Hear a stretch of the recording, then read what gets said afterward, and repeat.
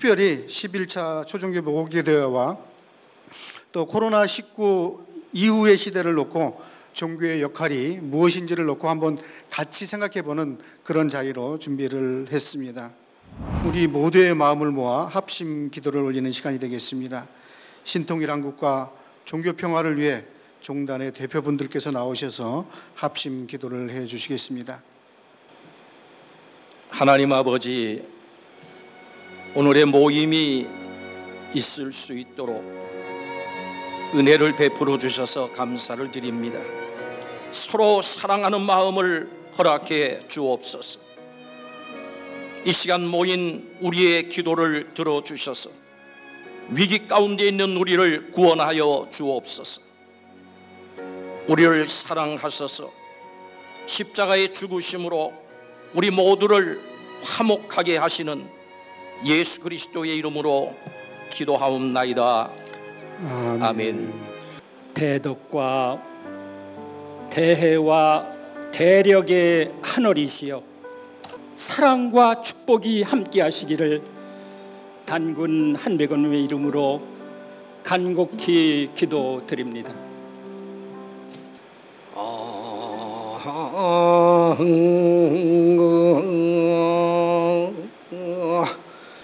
핵당무량 대지른 승무상 최정각 광도북계 제중생 나무법안야 파르미. 자비로우신 어버이신님, 티끌된 마음씨로 비롯된 신상사정을 수호하시어 더욱 밝고 용서숨치며 살아갈 수 있도록 가호하여 주시옵소서. 사랑이 많으신 하나님 아버지, 감사합니다. 기쁨 가운데, 감사함 가운데 지낼 수 있도록 축복해 주시기를 당신이 사랑하는 아들 예수 그리스도 이름으로 간구드립니다. 아멘.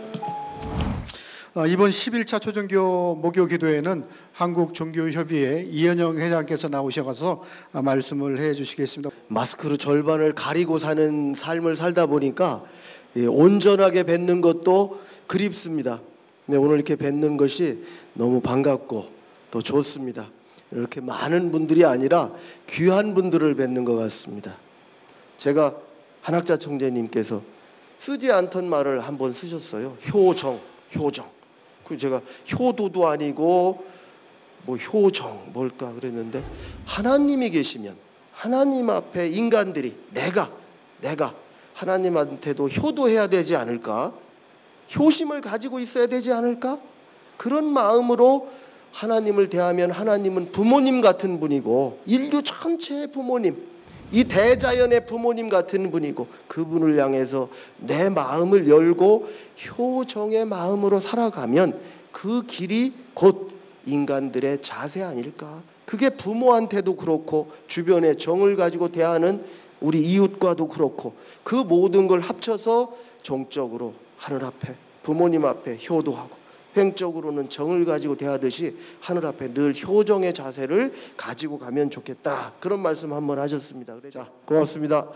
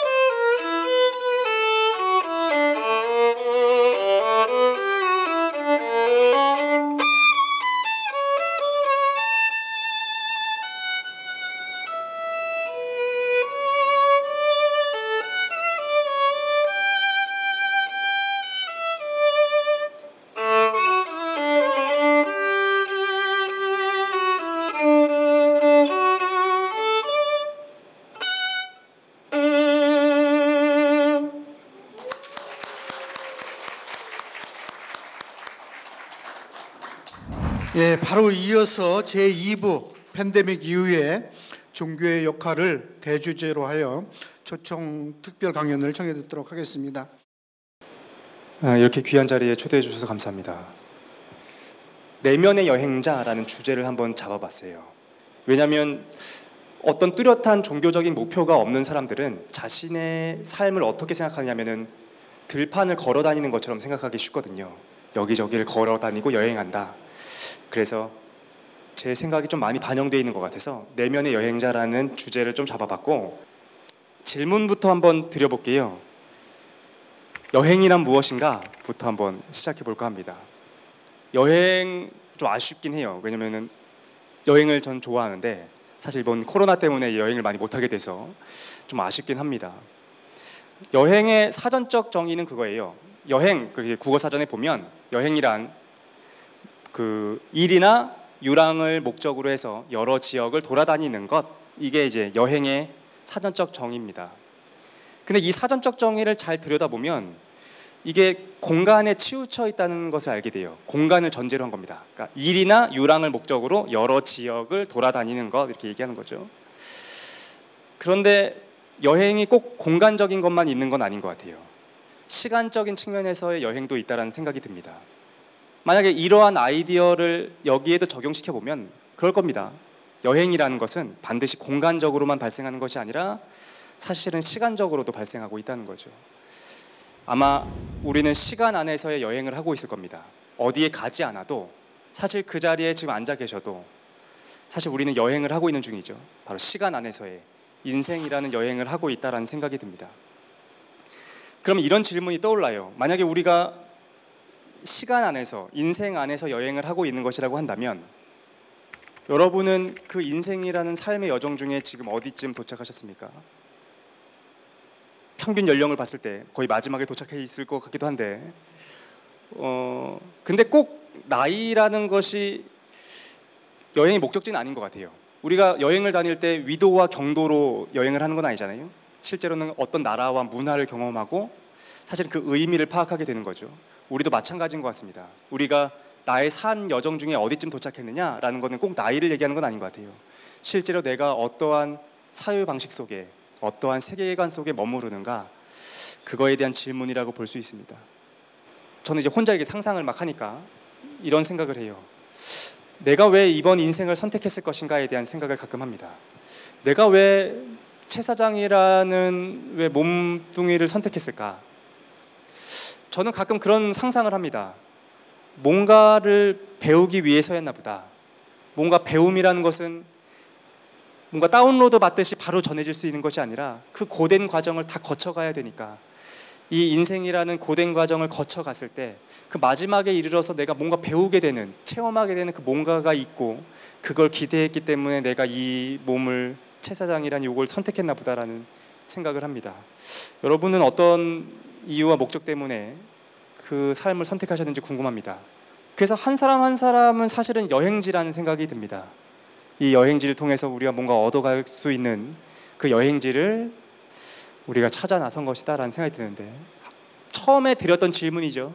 두 번째 질문이었습니다. 나는 삶의 여정 중 지금 어디쯤 도착했는가? 어디쯤 도착하셨습니까?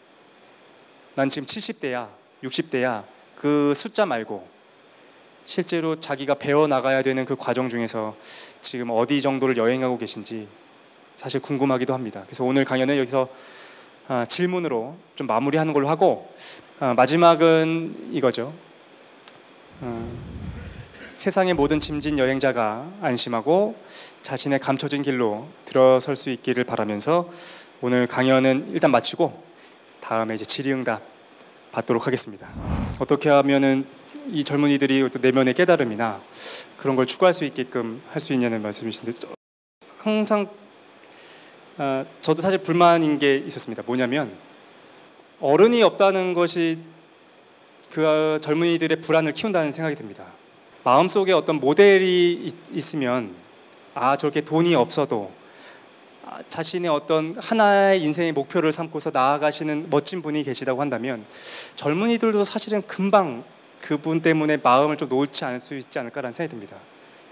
근데 유튜브가 좀 좋은 게 성철스님이 말씀하시는 것, 이 영상에 올라와 있는 거예요. 너무 옛날 거. 근데 처음에는 그냥 너무 재미있다라고 생각해서 보기 시작했는데, 그분이 말씀하시는 거나 삶에 대해서 조금씩 알게 되면서 좀 안심이 됐어요. 저런 분이 계시는구나. 꼭 어떤 경제적인 거나 물질적인 거에 종속되지 않아도 되겠구나 좀 생각이 들어가지고 지금 젊은이들한테 가장 필요한 거는 사실 여러분들이라는 생각이 듭니다. 여기 계신 분들이 존경받는 모습이 실제로 젊은이들에게까지 좀 전달이 돼야 된다는 생각이 듭니다. 그러면 젊은이들도 꼭 물질을 따라가는 삶이 전부가 아니구나. 거기서 좀 마음을 좀 놓을 수 있지 않을까라고 생각합니다. 절대 진리가 없다고 생각하느냐? 저는 없어도 사실 된다는 생각이 듭니다. 인류가 어느 방향으로 나아가냐면 단일 진리를 포기하고 다양화된 진리들, 다양화된 어떤 사실들 그런 걸로 나아가는 방향으로 나아가고 있잖아요. 저는 혼란스러워 보이긴 하지만 괜찮은 방향이라고 생각이 듭니다. 그러니까 무엇인가를 계속해서 통합하고 하나를 뭉치려고 하는 것보다는 그냥 다름을 인정하고 무질서해 보인다고 느끼시는 분이 있겠지만 더 건강한 사회로 나아가는 데 있어서 더 좋지 않을까라는 생각을 합니다. 근데 개인적으로는 저는 있다라고 생각해요. 그러니까 인류의 역사를 놓고 보면 기원전 5세기 무렵에 훌륭한 인물들, 우리가 위대한 스승, 현자라고 부를 수 있는 사람들이 유달리 많이 태어나게 돼요. 근데 비슷한 내용들을 얘기하고 있는 게 있어요. 어떤 걸 얘기하고 있냐면 자기 내면 안으로 들어갔을 때 그 꺼지지 않는 그 불꽃, 불변하는 그 무엇에 대해서 얘기하는 부분들이 발견되거든요. 그래서 나란 무엇인가? 라는 질문에 대해서 우리가 궁극적으로 답할 수 있는 건 뭐냐면 신체도 나는 아닌 것 같아요. 그건 내 것인 거지 나라고 얘기할 수 없지 않습니까? 나의 기억, 나의 정체성, 나의 욕구, 나의 의지 이것도 나라고 얘기하기는 힘들고 그냥 나의 것인 것 같아요. 그렇다면 그런 것들이 일어나게 하는 근본된 바탕이 뭐냐면 그걸 일어나게 하는 힘이 있지 않습니까? 이 세계를 보여지게 하는 것, 현상 세계를 만들고 감각 세계를 일으켜 세우는 것, 그거를 이제 서구 사회에서는 보통 이제 컨셔스네스라고 해서 의식이라고 얘기를 하는데 그 표현은 사실은 적합하진 않은 것 같고 보는 자, 관조자 그거는 어떻게 꺼트릴 수는 없는 것 같아요. 그래서 개인적으로는 그게 변하지 않는 뭔가인 것 같고 저는 아직 잘 모르니까 남은 시기 동안 그거를 좀 탐구해야 되겠다 그런 생각은 갖고 있습니다. 일단 정리를 하는 걸로 하겠습니다. 긴 시간 동안 집중해 주셔서 감사합니다. 감사합니다.